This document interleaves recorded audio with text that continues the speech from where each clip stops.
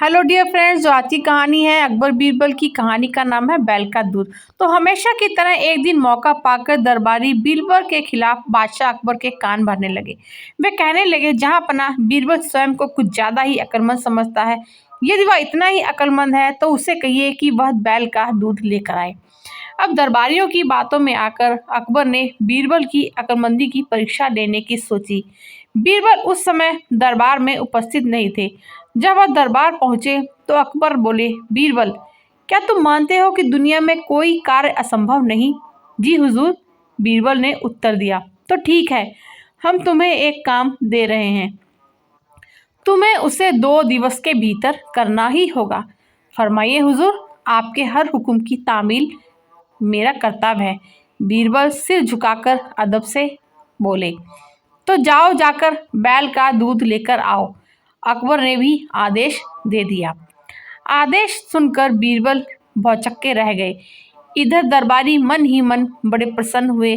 वे जानते थे कि यह कार्य असंभव है, क्योंकि दूध तो गाय देती है, बैल नहीं। क्यों बीरबल, तुमने कोई जवाब नहीं दिया? अकबर बोले। बीरबल क्या कहता, वह बहस करने का समय नहीं था। हामी भरकर वह घर लौट आए।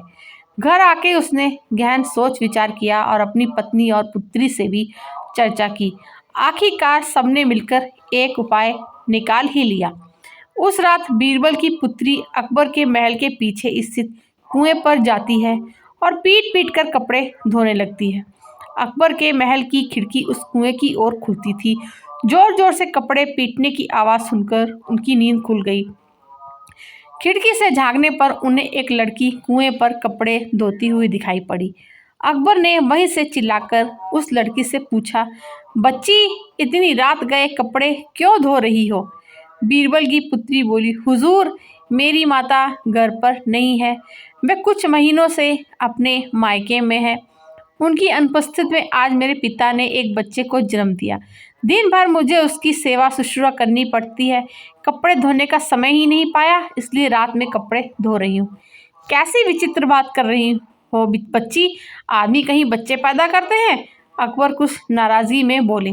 करते हैं हुजूर, जब बैल दूध दे सकता है तो आदमी भी बच्चे पैदा कर सकते हैं, बीरबल की पुत्री ने उत्तर दिया। यह सुनना था कि अकबर की नाराजगी हवा हो गई और वे पूछ बैठे, बच्ची, कौन हो तुम? हुजूर, ये मेरी पुत्री है। पेड़ के पीछे छुपे बीरबल ने अकबर के सामने आकर उत्तर दिया। ओह, तो ये तुम्हारा स्वांग था? अकबर ने मुस्कुराते हुए कहा। गुस्ताखी माफ हो हुजूर, और कोई रास्ता भी तो नहीं था अपनी बात को समझाने का। बीरबल अकबर की नींद में खलल डालने के लिए क्षमा मांगते हुए बोले। इधर अकबर भी बीरबल की अक्लमंदी का लोहा मान गए।